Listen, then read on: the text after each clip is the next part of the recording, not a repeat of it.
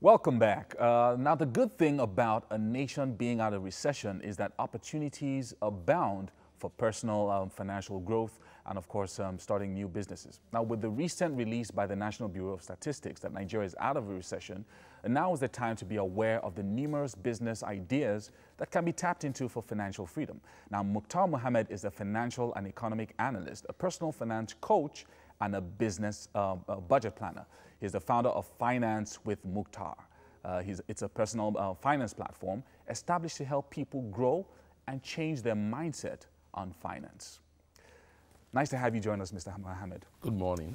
So, well, it's looking like things are getting better for Nigeria. We're coming out of recession.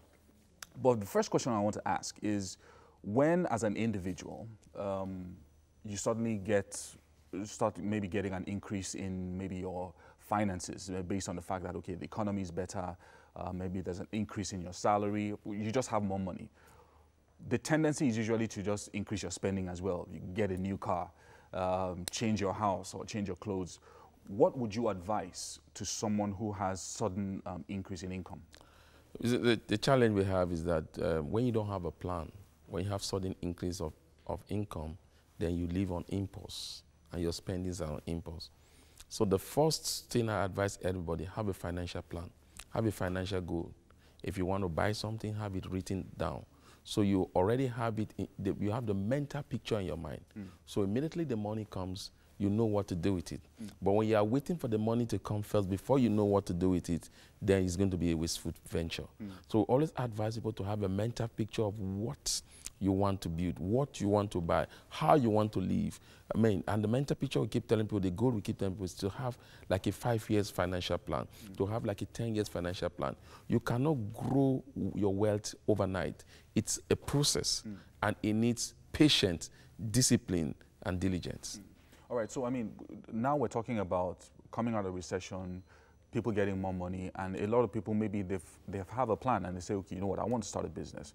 But there's a bit of confusion sometimes when you're looking at what to start. You know, people want to do something maybe in the area of their talent, or some people want to chase up an opportunity that they've discovered. How do you know what is viable and what is not, especially as a small business? I think you need to do your visibility studies. I tell people passion can take you to a certain level, but you need knowledge and power. And in power, I mean, you need resources, you need finances. And what I tell people is that when you want to build your business, you don't come overnight and expect you to put in all the resources to build your business. People have to have something they bring to the table. If you go to the bank, you're an SME, you need to bring something. The bank asks you, how much do you have? How have you been running your business? Especially for the small business, they need to have bookkeeping, record keeping, because when the bank looks at your record and so that you are very diligent in keeping your record, then they see somebody that is very diligent in his planning and his spending. And they look at your inflow and outflow. They want to know how you spend your money and how you invest your money. So as an entrepreneur, as an SME, you need to have something that you are bringing up to the table. The whole idea was saying, oh, I have an idea, is not enough. You need to have the resources to back your idea. Otherwise, you sell your ideas to the bank, and the bank, you'll be working for the bank because you'll be paying at so much high interest rate. So, but when you have something you're bringing to the table, you are telling the bank, I need a support of just 10 to 20%, and which is negotiable. Now, let's talk about specific opportunities. I was at an event with Tonya Cole of Sahara Energy, and one of the things that he said was that tomorrow's billionaires are going to be in agriculture. And because of it's an emerging area in Nigeria. Do you subscribe to the same thought? Of course, because everybody will eat. Everybody needs food, and we have the population. But nobody is going to the farm. And then those that are going to the farm are not being supported very well by the government in terms of getting agricultural facilities. But now, thank God, the government is trying to do a lot of that in terms of support for small farmers that will in turn grow to big farmers. Because, you see, millionaires are not grown from the bottom. Billionaires are not made from the bottom. Billionaires are actually made from the middle class. So what we have in Nigeria, we have the bottom and the rich. The middle class have been wiped out.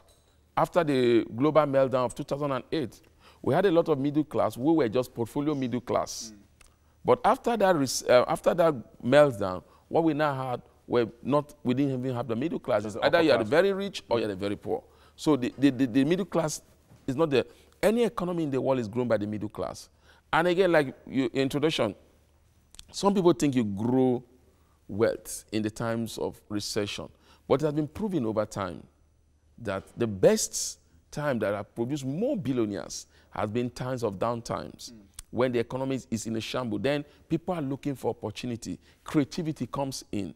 So you can't just overnight see Nigeria out of recession. You want to buy into the opportunity and be able to grab. It's somebody that has seen the recession, that have seen that we will get out of recession, that have seen the opportunities and begin to strive towards making good use of it.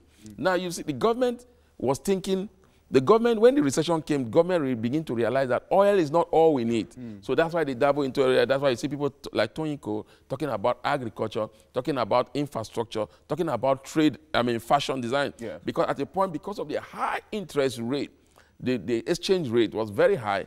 People were no more easily importing all these goods from the. So you see the small entrepreneur, the tailor guys begin to make a lot of the fashion designers begin to come up with creativity. Now, 90% of Nigerians now want their clothes, their fashion being done here in Nigeria by indigenous people. So you need to look at that opportunity, but you need to see it during the downtime, because during the uptime, there's so much opportunity and many people striving towards it. Yeah. But it's he that is prepared for it during the downtime will be able to be the one that will strive during the uptimes. So let's talk about specifically, now during the recession, we saw that the Naira kept falling almost on a daily basis, and it was a big challenge. And so people started looking at how do we earn foreign exchange so that we can always be at an advantage. Yeah. And that was when a lot of all these online trading businesses came in. And there's a lot of confusion now. People are trading in gold, currency, and it looks very murky. Can you just do a little bit of breakdown, and if it's something people should subscribe to, especially those who have just maybe 100,000 Naira or 150,000 Naira, and then they just want to put it in an online trading business that doesn't have any fundamentals or any bricks and mortar place that you can go to? You see, the challenge is during downtimes, you have such things come up. During up times, you have such things come up. Yeah, I had this, I told somebody before I traveled, they told me, oh, they have cryptocurrency, Bitcoin. If you go to the States, you see an ATM that had a Bitcoin. You can go to one facility and get a Bitcoin. I'll say, wow, that's good. So when I went to the States, I looked for Bitcoin so that I should be able to, Yeah. But the truth of the matter is that it's not just an idea. It was an idea that was raised by two guys to raise money to do charity. And they were looking for like about $5 million. And they were able to raise about $30-something million. So that's how they now go, oh, we can use this. It's just a computer base, like you rightly said, there's no fundamental. And I keep telling people, no country will surrender its currency, which is the power of its trade, to a computer-based analyst to just be telling me, oh, we are trading on Bitcoin, you're a billionaire. I asked somebody told me that Japan now accept Bitcoin. I said, that's good. The day I accept that Japan now accept Bitcoin, it's when Elizade in Nigeria, I can be able to go with my Bitcoin to Elizade and buy Toyota. Because I know Elizade will have to import that Toyota from. People are saying that that's the future of currency, that no matter what happens, the currency is changing and it's eventually going to be. History always repeats itself. Yeah, today is not today we're talking about the future of currency. It's not today cryptocurrency has come into play. It has been there before. It went down. It's not coming back again. Everything about the financial world is something that has been done before we come. It's just like recession. It's just process. All these things have been there before. What they tell you, and they ask people, if it's the future of currency, then we should start seeing it play in high area, like in the manufacturing sector, especially in the automobile sector. Once you see the future of anything is driven by the automobile sector. Yeah. Once the automobile sector is not involved in those things, then you begin to realize that it's not something that, it could be the future, but now you need a lot of infrastructure, for God's sake. Then that means countries, the African, sub-Saharan Africans, that in Africa especially, whereby internet access is a luxury, then we'll not be able to participate so well. Then that means we may not have currency to play with. You see, let's not be emotional about money. You need to look at the fundamentals. You look at what is driving Bitcoin. When you begin to ask yourself, what product are they producing? What are the values that they are adding to? Did you see any economy being grown by cryptocurrency at the moment? People say European nation, and I say European nation. What happened is that if I am involved in cryptocurrency, I can accept people to buy my goods on cryptocurrency because I'm there, so I hold it up. Yeah. But if I'm not involved in it, I will not allow you to give me cryptocurrency for my. You rather want the normal exchange rate. So until the day I see an American, the Bank of England and the CBN American comes up and say, look, we are finally playing cryptocurrency. Then you know they will not come and tell you they are easily accepting. They give you like in 5 years' time, in 10 years' time, we think this is the future, this is where we are going. Then it's a time to play that sector. All right. So thank you so much, Mr. Mukhtar Mohammed. I'm sure that we're going to have you again on the show to talk about some of these things and personal finance as well, which is a very, very important area in motivating people to save and also to be entrepreneurs. Yeah. Thank you so much Always for a pleasure that. being here. Thank you. All right. So after this, we have Lamborghini, who's on standby right now for a performance.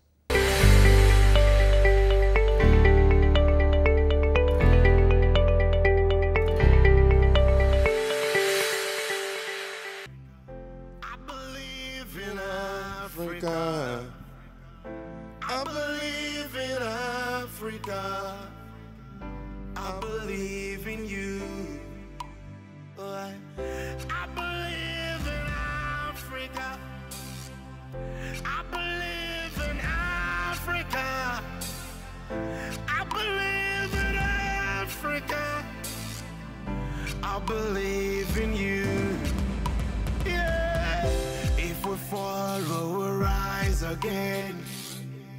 Like the stars, we will shine again.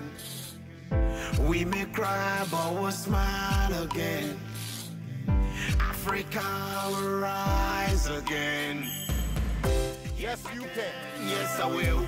Fight my way through the storm. Yes, I can. Yes, I will. With the children of the future. Yes, I can. Yes, I will.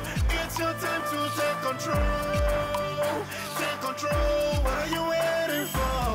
Mama, mama, mama. We made it. Yeah.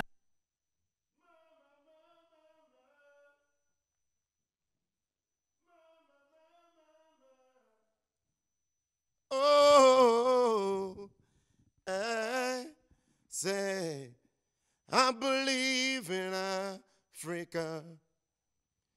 I believe in Africa. I believe in Africa. I believe in you.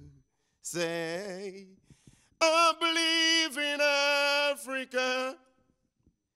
I believe in Africa. I believe in Africa. I believe in you. So we say, yali, yali, yali. Young African leaders. Everybody say, yali, yali, yali. All right, so we're going to go on a break now and be right back after this.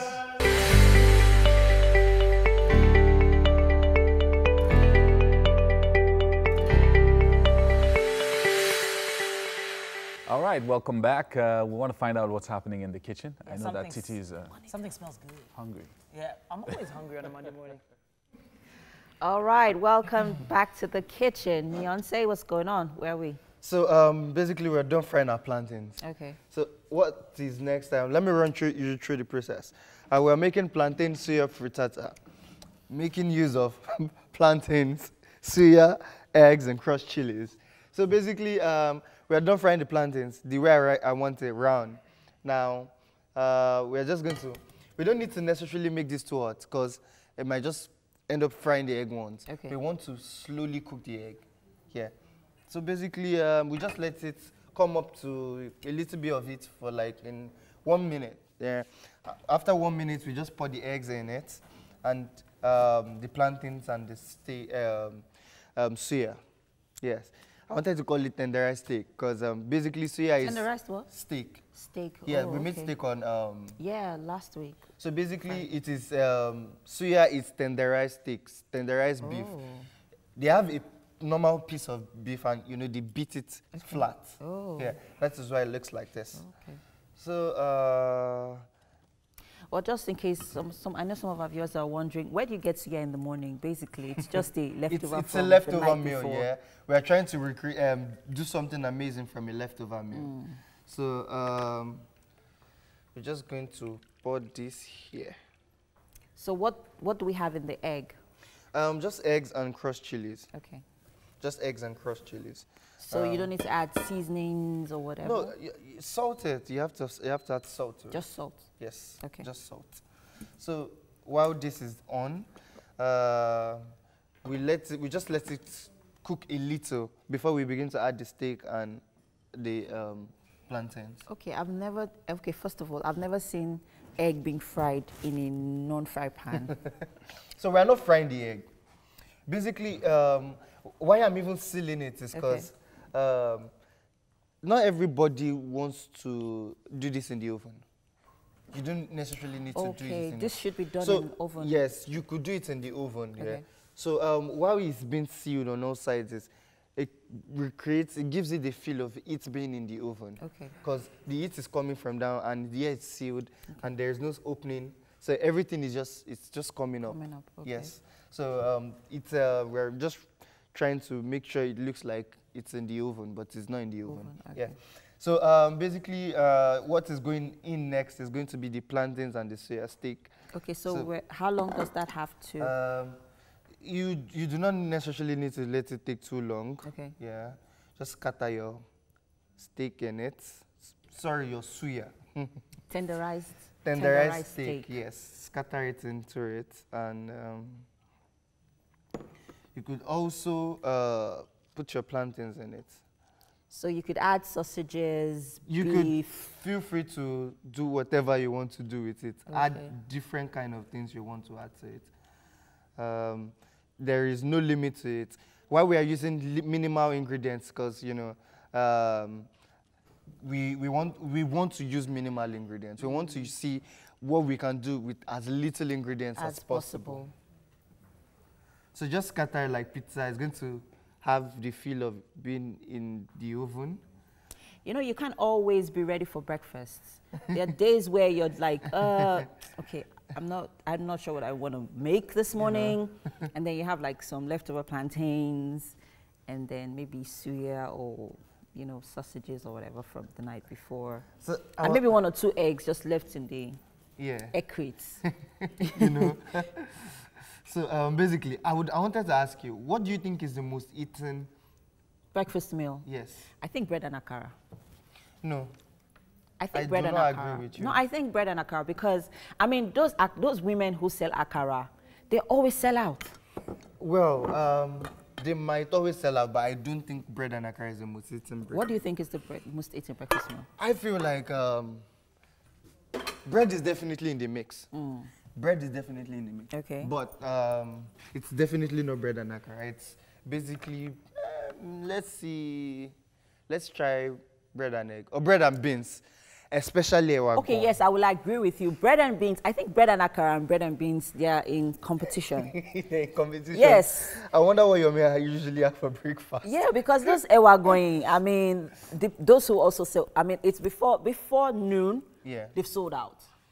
Well, yes, it's true. Before noon, they sell out. But I think also yam and egg is also in the mix. Yam and egg? I really don't think so. Bread and egg. But let's accept it. Bread is a staple. Like in almost every home, you will always find them missing bread. Certainly. Yes, and we'll definitely make bread rolls very soon. Looking forward to that. Yes. Because I hear that bread is one of the hardest snacks or one of the hardest flour mix to make. Well, actually, it's not so difficult. Pastry. It's really not so difficult. Okay. So right now, it's going to take time. Yes. Please do not be in a hurry when you're making your frittata.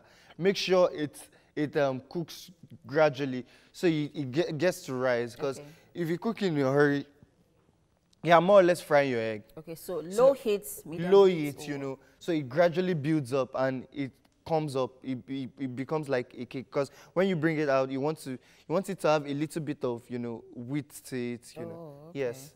So you just leave it here and let it cook. So talking about weight, can you add flour? Maybe a little bit of flour? You necessarily do not need to add flour to this. This is, no.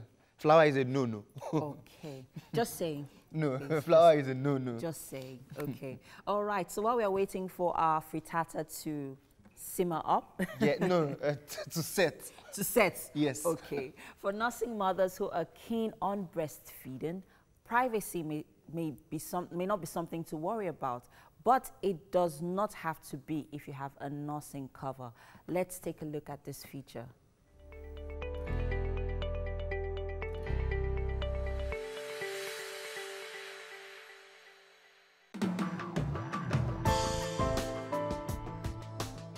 Are you hesitant to breastfeed in public? Do you feel embarrassed or ashamed? You don't have to be. Nursing covers can give you the privacy and freedom to breastfeed your baby whenever and wherever you are. Nursing cover is basically a fitting apron that allows mothers to breastfeed discreetly. You can always carry it around in your diaper bag, and when it's feeding time, you simply put it on. Just be sure to tighten all the straps. Okay, benefits of nursing cover. One, it allows you to breastfeed anywhere and everywhere till you can breastfeed your baby, especially in the first 6 months of your baby's life when they need to be breastfed exclusively. So a nursing cover is like a partner, you know, a girl's best friend. You have to take everywhere. So that's one, it allows you to breastfeed. Then two, it covers you up, it gives you privacy. You can do your business in private. You know, you are safe from prying eyes or people wanting to see whatever. You are safe, you are okay, your baby is covered, you're covered. And then three, it's built for comfort. Your baby is comfortable while breastfeeding. You know, babies sweat when they breastfeed. I think it's the metabolism or something. But the covers are usually open. You can they allow in here. Your baby is breathing fine, and you know. So and then it's portable. It's portable. You can carry it around easily. It's very light and comfortable. There can be other alternatives available, but there are some serious disadvantages as well. Most prominently, blankets have a tendency to slip or be snatched away by the baby. It is also difficult to hold a blanket in place while positioning a child to breastfeed. Blankets are also hard to keep ventilation. If you're going to place your baby and you're going to use this to cover your shoulders, you know, you have to keep holding it and keeping it up because it will keep falling off and it can, you know, expose the whole show. So, and this is quite big. Very, very big. And by the time you fold it up, it's a handful. Now this is a smaller baby blanket, also quite thick, like a towel consistency. The same problem, you know, you cover up and it can fall off your shoulder because there's nothing holding it in place. Okay. And then it folds. It's a bit more compact than that one, but it is still quite, it's an handful. Nursing covers also have the advantage of a neck loop that makes it much easier to keep the cover attached and in place during breastfeeding. It also allows free air so that the baby doesn't get overheated.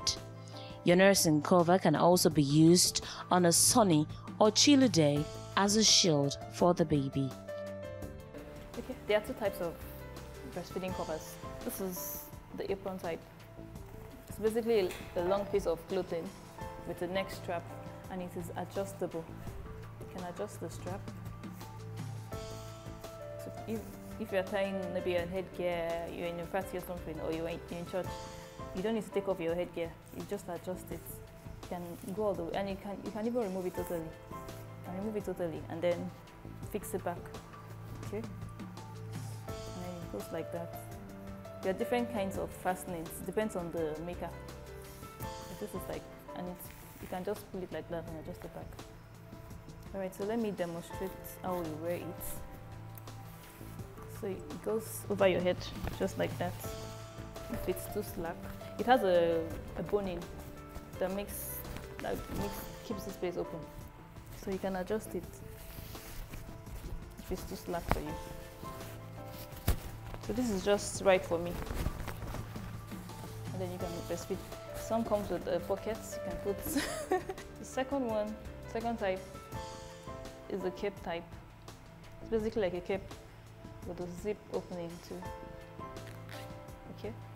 So the zip opening is for, like I said, if you have your head tie on or something and you want to wear it over your head. Okay. So you just basically pull it over your head like that,